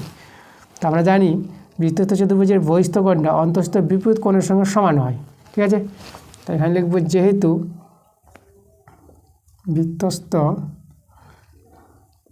চতুর্ভুজের বহিস্থ কোণ অন্তঃস্থ বিপরীত কোণের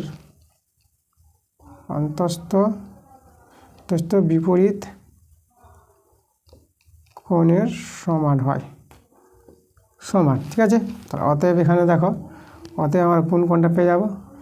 এই যে আমরা বলতে পারবো যে ইডিএফটা এই যে ইডিএফ কোণটা, তাহলে এটা সমান সমান হবে আমাদের এই যে বহিস্থ কোণটা, এটাকে আমরা সিবিই বলে দিই, সিবিই। এই কোণটা আমরা পেয়ে যাবো কত? 110 ডিগ্রি। আমাদের এখানে যে বলেছিল সিবি এর মানটা, কোণ সিবি এর মানটা কত? 110 ডিগ্রি আমরা পেয়ে গেলাম। এটা আমাদের অ্যান্সার। এই যে এর মানটা দরকার 110 ডিগ্রি, অ্যান্সার হয়ে গেছে। 6 প্রশ্ন দেখো বলছি 20 সেমি ও 12 সেমি ব্যাসার্ধের দুটি এককেন্দ্রীয় বৃত্তের বৃহত্তর বৃত্তটির একটি যে অপর বৃত্তটি স্পর্শক হলে যেটি দৈর্ঘ্য নির্ণয় করো। আচ্ছা, এখানে দুটো বৃত্ত বলে দিয়েছে, তাদের ব্যাসার্ধ দৈর্ঘ্য দেওয়া আছে এবং এক কেন্দ্রীয়। তা দেখো ছবিটা এরকম হবে, এই যে আমাদের একটা বড় বৃত্ত আর এর মধ্যে আমাদের একটা ছোট বৃত্ত আছে। এই যে আমাদের ছোট বৃত্ত, এখানে আমাদের কেন্দ্রবিন্দু এক কেন্দ্রীয়, একই কেন্দ্র আছে দুটো বৃত্তেরই। তাহলে দেখো আমাদের যেটা বলেছে যে একটা স্পর্শ অঙ্কন করতে বলেছে, এখানে বলে দিয়েছে, দেখো কথাটা বলেছে যে বৃহত্তর বৃত্তটির একটি যে সেটা হবে আমাদের দেখো অপর বৃত্তটির স্পর্শক। ঠিক আছে, তাহলে এখানে এইভাবে স্পর্শক তৈরি হবে একটা, এইভাবে স্পর্শকটা, তাই না? সেই স্পর্শকের নাম আমরা নিয়ে নিলাম এবি, এখানে নামটা বলে নিই এবি। তাহলে এই যে স্পর্শকটা, তাহলে বৃহত্তম দেখো বড় বৃত্তের এই এবি যে এটা, আর অপর বৃত্ত ছোট বৃত্তের এটা কিন্তু স্পর্শক তৈরি হয়েছে এবি যেটা, তাহলে স্পর্শক হয়েছে এখানে। আর এখানে বলেছে যেটির দৈর্ঘ্য, আমাদের এবি দৈর্ঘ্য বের করতে বলেছে, এবি কত হবে, এই এবির মানটা আমাদের বের করতে বলেছে। তাহলে এখানে দেখো আমাদের কিন্তু ব্যাসার্ধগুলো বলে দিয়েছে। দেখো এখানে বড় বৃত্তের ব্যাসার্ধ ওএ, ঠিক আছে, ও এর মানটা আমাদের বলেছে কত? এখানে ও এর মানটা বলেছে 20 সেমি। আর ছোটো বৃত্তের ব্যাসার্ধ এই যে দেখো, এই যে এটা ছোটো বৃত্তের ব্যাসার্ধ, এটা আমরা নাম ওপি নিয়ে দিই। তাহলে ওপিটা কিন্তু ছোটো বৃত্তের ব্যাসার্ধ, ছোটো বৃত্তের ব্যাসার্ধ কত? 12 সেমি। ঠিক আছে, তাহলে ওপি জানা হয়ে গেল, এটা 12। আর বড় বৃত্তের ব্যাসার্ধ এটা জানা হয়ে গেছে, ও এটা কত? ও এটা হচ্ছে 20, এটা হচ্ছে আমাদের 20। আচ্ছা, তাহলে আমাদের দেখো আমরা এপি বের করতে পারবো, এপি পেয়ে গেলে এবি পেয়ে যাবো, এপি ডবল এবি হয়। ঠিক আছে, কেন? কারণ এই যে ব্যাস না এরকম যে এর উপর কেন্দ্রগামী যে লম্ব সরলরেখা সেই যেটাকে সমাধানিত করে, তার জন্য আমাদের কী হবে? এপি সমাধান পিবি হবে। তাহলে আমাদের এপি দরকার এখানে। দেখো এটা কিন্তু লম্ব হয়েছে, এটা আমাদের 90 ডিগ্রি। ওকে, তাহলে আমরা এপির মানটা বের করছি, এটা সমকোণী ত্রিভুজ। তাহলে এখানে আমরা করব সমকোণী ত্রিভুজ। এই ত্রিভুজটা আমরা নেব এপিও থেকে, এপি থেকে আমরা দেখো অতিভুজ আমরা পেয়ে যাবো ওএ। তাহলে অতিভুজ ওএ স্কোয়ার সমান A P square plus O P square. Okay, তো চলো মানগুলো বসাও। ওএ হচ্ছে ব্যাসার্ধ 20 স্কোয়ার, এপিটা বেরোবি, তাহলে এপি স্কোয়ার থেকে গেল, ওপিটা হচ্ছে 12 স্কোয়ার। তাহলে এখানে আমরা এপি স্কোয়ারটা বের করব, 20 স্কোয়ার 400 পাবা, 12 স্কোয়ার 144, ওদিকে বিয়োগ হয়ে যাবে -144। তাহলে এখানে বিয়োগ করো, এটা বিয়োগ করে পাবা, এটা 6 পাবা, এটা হয়ে গেল 9, 4 কত হলো 9, 5 দিলে 5, আর এটা দেখো এটা 3 হয়ে গেল, 1 কত হলো 3, এটা 256।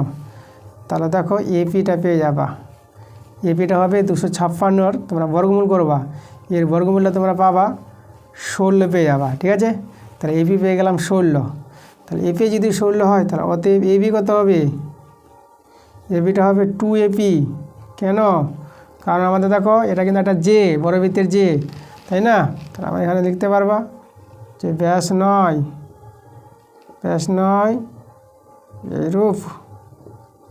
এরূপ কোনো জের উপর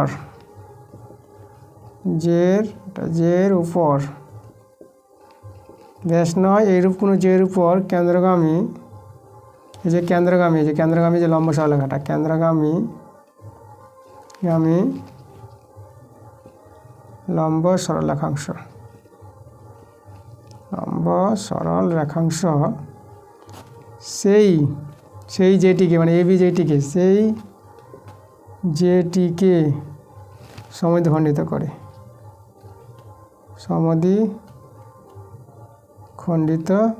করে, ঠিক আছে? এই হচ্ছে কারণ, এটা উপপাদ্য দেওয়া আছে। তাহলে এখানে এপি আর পিবি সমান পেলাম, আর এবিটা এপি ডবল পেয়ে গেলাম। এপির মান তো বের করলাম 16, তাহলে গুণ করে কত পেয়ে যাবো? 32।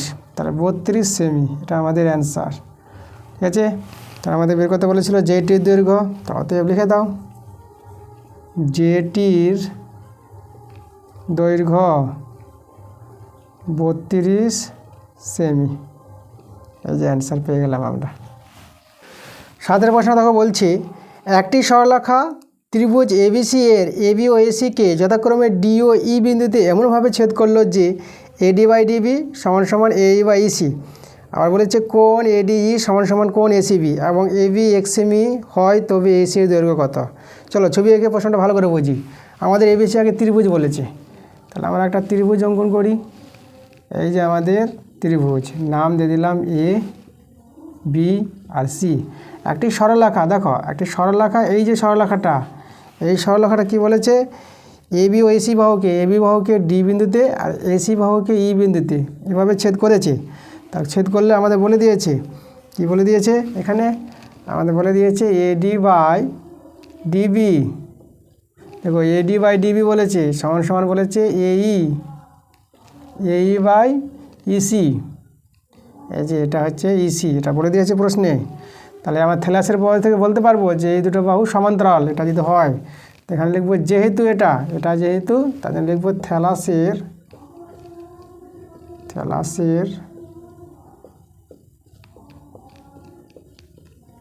উপপাদ্য থেকে পাই কি পাবো?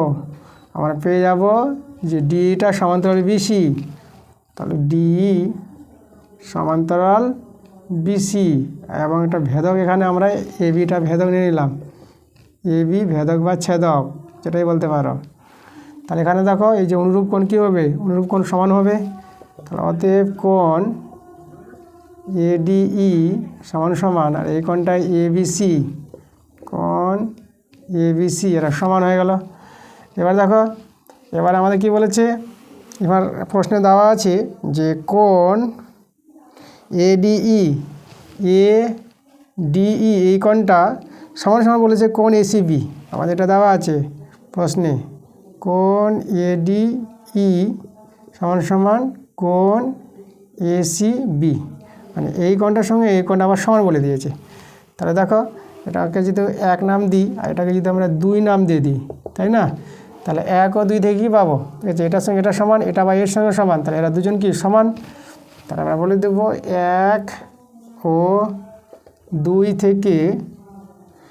থেকে আমরা বলবো এই দুটো কোণকে সমান বলবো, কোণ এবিসি সমান সমান কোণ এসিবি, তাই তো? ঠিক আছে, এরা সমান। এ 30 ডিগ্রি হলে এ 30 ডিগ্রি, তাহলে দেখো এ 30 ডিগ্রি, যে 30 ডিগ্রিতে এও 30 ডিগ্রি, তাহলে এও 30 ডিগ্রি এও 30 ডিগ্রি, তাহলে আমাদের এই কোণটা আর এই কোণটা সমান। তাহলে এই কোণটা দেখো কোণ এবিসি সমান সমান কোণ এসিবি নিয়ে নিয়েছি। আচ্ছা, এবার দেখো ত্রিভুজে দুটো কোণ সমান হলে দুটো বাহু সমান হয়, ঠিক আছে? তাহলে অতএব আমরা এবি বাহু আর এসি বাহু সমান বলতে পারবো। তাহলে এবি সমান সমান এসি, ঠিক আছে। এখানে আমাদের দেওয়া আছে কার মানটা এবি, তাহলে এখানে লিখব যেহেতু এবিটা বলেছে কত এক্স, তাহলে অতএব এসিটার মান কত, এসির মানও এক্স, এটাই আমাদের অ্যান্সার। এসির মান বের করতে বলেছিল, তাহলে এসির দৈর্ঘ্যটা আমরা এক্স পেয়ে গেলাম।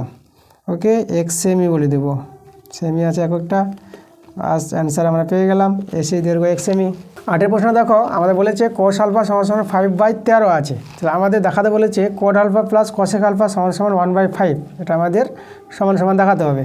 তো দেখো আমাদের এখন করতে হবে কি, কোস আলফা থেকে আমরা কোট আলফার মানটা বের করবো, আর কোস আলফা থেকেই আমরা বের করবো কোসেক আলফা। তো চলো আমরা মানগুলো বের করে নিই, তখন এতে যোগফলটা আমরা 1.5 দেখাতে পারবো।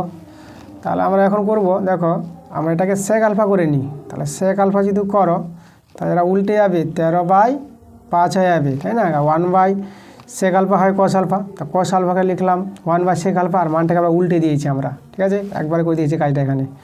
তাহলে এখানে এবার বর্গ করে নিই, সেক স্কোয়ার আলফা এদিকে বর্গ করলে এটা 169 পাবা, আর 5-এর বর্গ 25 পেয়ে যাবা। এবার সেক স্কোয়ার আলফার সূত্র আছে 1 + tan স্কোয়ার আলফা, 169 আর নিচে 25। এখান থেকে আমরা tan স্কোয়ার আলফার মানটা বের করি, 169 বাই 25 - 1, ভগ্নাংশে যোগ বিয়োগ করবো, লসাগু 25, 169 - 25। এটা যদি আমরা বিয়োগ করি এটা তোমরা পেয়ে যাবা 144, নিচে কে আছে 25, tan স্কোয়ার আলফা 144/25, তাহলে tan আলফার মানটা বের করবো। তাহলে অতএব tan আলফার মানটা কত বেরোবে, এর বর্গমূল, এটা বর্গমূল 12 আর এর বর্গমূল 5, ঠিক আছে, এটা হচ্ছে tan আলফার মান। আচ্ছা, তাহলে এবার আমরা কী করব, tan আলফা থেকে কট আলফার মানটা সহজে বের করতে পারবো। তাহলে এটা অতএব কট আলফা, তাহলে কট আলফা মানটা উল্টে দিবা 5/12, দেখো একটা মান পেয়ে গেলাম কট আলফা।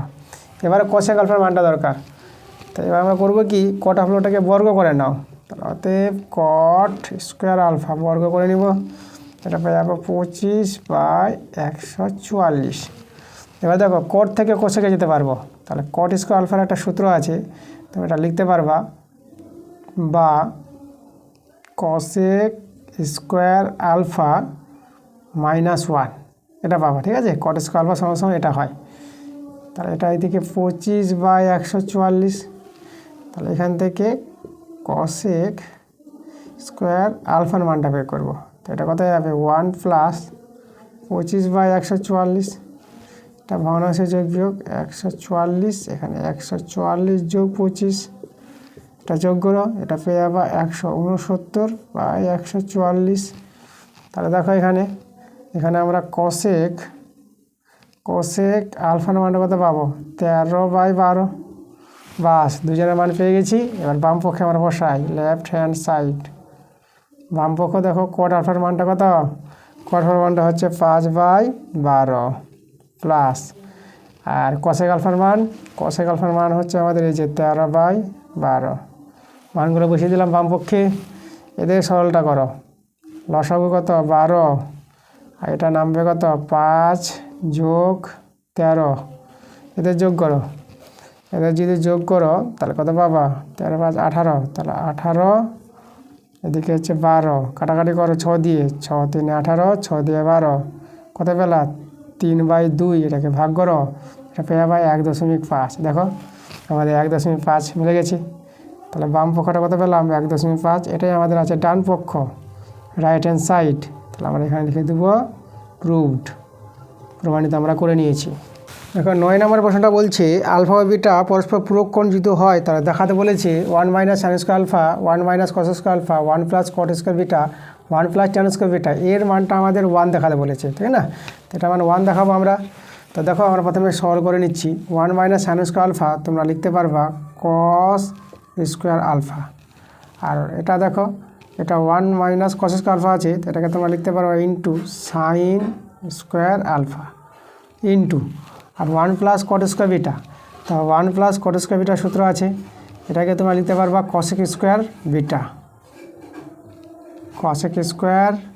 বিটা ইন্টু, আর 1 + tan স্কোয়ার বিটা, এটাকে তোমরা লিখতে পারবা sec স্কোয়ার বিটা। এবার দেখো আমাদের আলফা ও বিটা পূরক বলেছে, তাহলে আলফা প্লাস বিটা যদি পূরক হয়, আলফা বিটা পূরক হলে আলফা প্লাস বিটার মানটা হবে 90 ডিগ্রি। তাহলে এখান থেকে কার মানটা আমরা বিটার মানটা বের করে নিই, তাহলে 90 ডিগ্রি মাইনাস আলফা।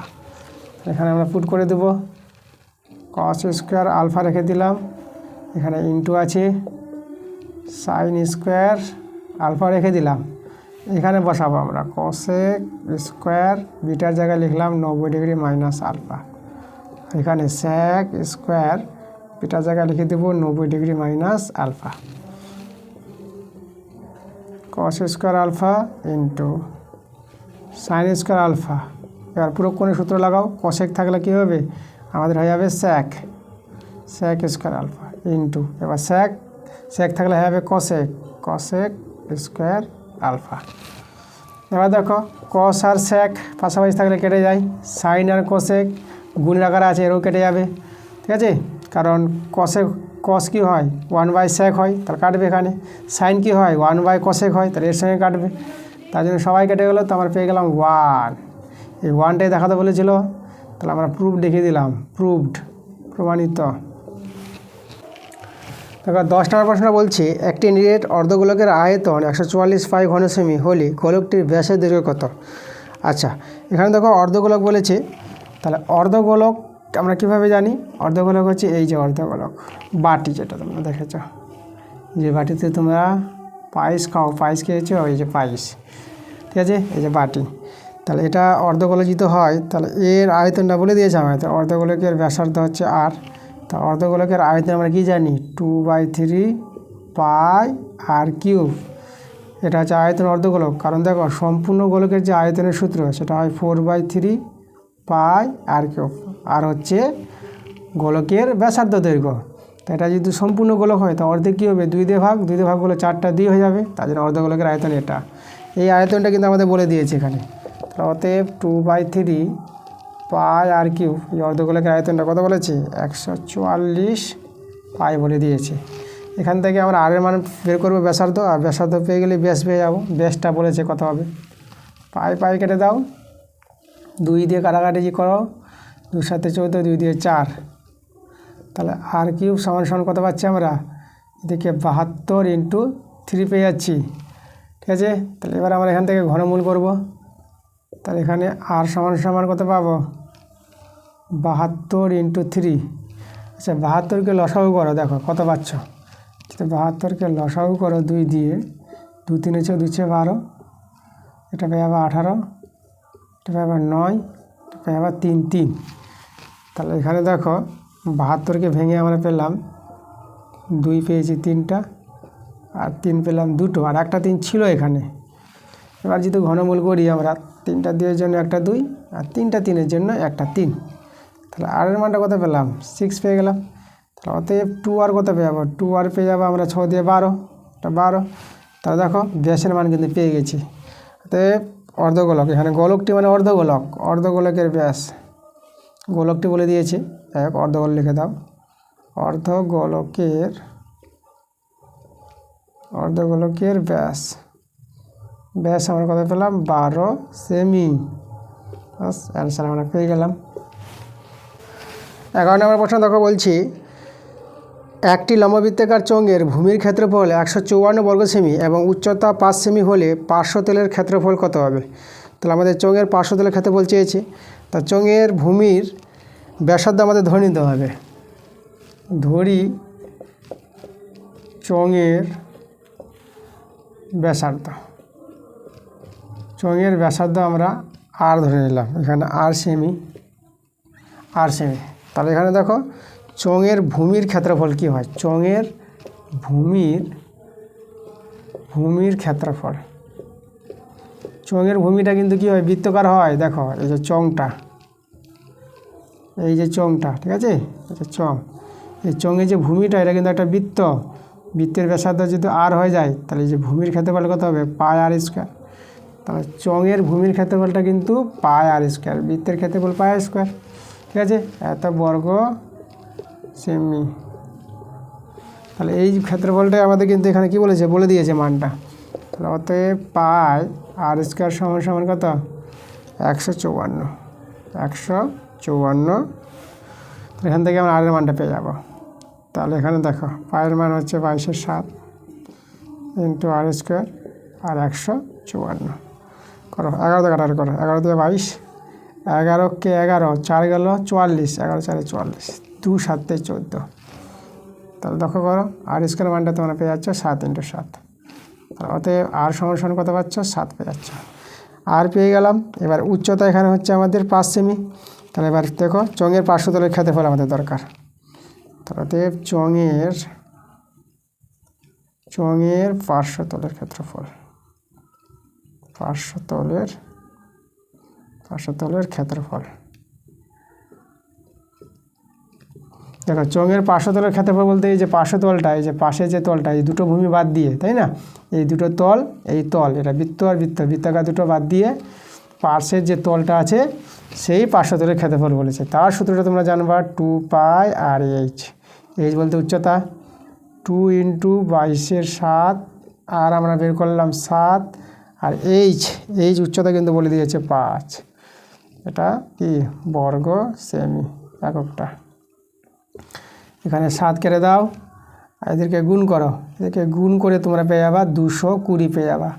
2 22 আর 5 গুণ করবা কত পাবা 220 বর্গ সেমি। ঠিক আছে, এটাই হচ্ছে আমাদের অ্যান্সার।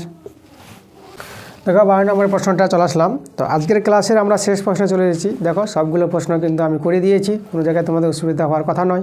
যদিও কোনো জায়গায় তোমাদের সমস্যা হয় তোমরা কমেন্টে জানাবা যে কোন অঙ্কগুলো সমস্যা হচ্ছে। কমেন্টে তোমরা অঙ্কের নাম্বারটা মেনশন করবা, তো আমি বুঝতে পারবো তোমাদের কোন অঙ্কগুলো সমস্যা হচ্ছে। তো সেই অঙ্কগুলো আমি তোমাদের আবার বুঝিয়ে দেওয়ার চেষ্টা করব, ঠিক আছে।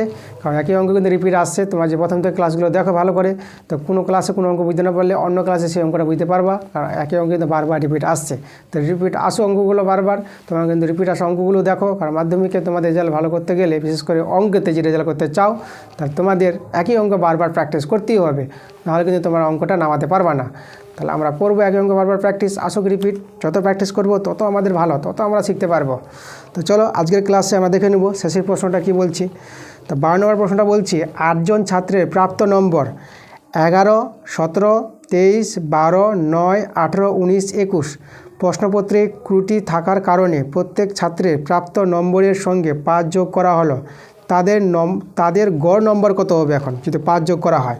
আচ্ছা, এখানে দেখো প্রথমে আমাদের নম্বরগুলো ছিল 11, তারপরে আছে 17, 17 পরে আছে আমাদের 23, 23-এর পরে আছে আমাদের 12, 12-এর পরে আছে 9, তারপরে আছে 28, তারপরে আছে আমাদের 19, 19-এর পরে আছে আমাদের 21। ঠিক আছে, 8 জন ছাত্র, 8 জন আছে, এদের নাম্বার দেওয়া আছে 1 2 3 4 5 6 7 8। ঠিক আছে, বলছি এটা প্রশ্নগুলো ত্রুটি বলেছে, মানে নাম্বার দেখতে গিয়ে ভুল করেছে, তার জন্য প্রত্যেককে কত নাম্বার দিয়ে দিয়েছে, প্রত্যেককে নাম্বার 5 দিয়ে দিয়েছে। হয় এরকম, তোমাদের বলে রাখি যে দেখো এই প্রশ্নের সঙ্গে লিঙ্ক আছে তোমাদের মাধ্যমিক পরীক্ষাটা, কীভাবে যে তোমাদের কোনো যদি প্রশ্ন ভুল থাকে, তাই না, ওই নাম্বারটা কিন্তু ফুল নাম্বার পাবা। ঠিক আছে, বিশেষ করে বড় প্রশ্ন যদি 5 নম্বরের প্রশ্ন যদি ভুল থাকে প্রশ্নটা তোমরা টাচ করবা, ঠিক আছে, ওই টাচ করার জন্য তোমরা কিন্তু নাম্বারটা পেয়ে যাবা ফুল নাম্বার।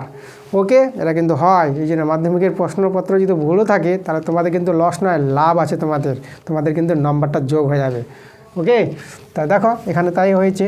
তো যেহেতু এখানে প্রশ্নপত্র ত্রুটি আছে, মানে ভুল হয়েছে প্রশ্নপত্র, কোনো প্রশ্ন ভুল ছিল, তার জন্য প্রত্যেককে 5 নাম্বার করে দিয়েছে, তো 5 নাম্বার করে যোগ হবে। তা দেখো 5 নাম্বার করে যদি যোগ করে দাও তাহলে 11-এর সঙ্গে 5 যোগ হবে, 17-এর সঙ্গে 5 যোগ হবে, 23-এর সঙ্গে 5 যোগ হবে, আর 12-এর সঙ্গে 5 যোগ হবে, 9-এর সঙ্গে 5 যোগ হবে, আর এদিকে আছে 28, 28-এর সঙ্গে 5 যোগ হবে, 19, 19-এর সঙ্গে 5 যোগ হবে, আর 21, 21-এর সঙ্গে 5 যোগ হবে।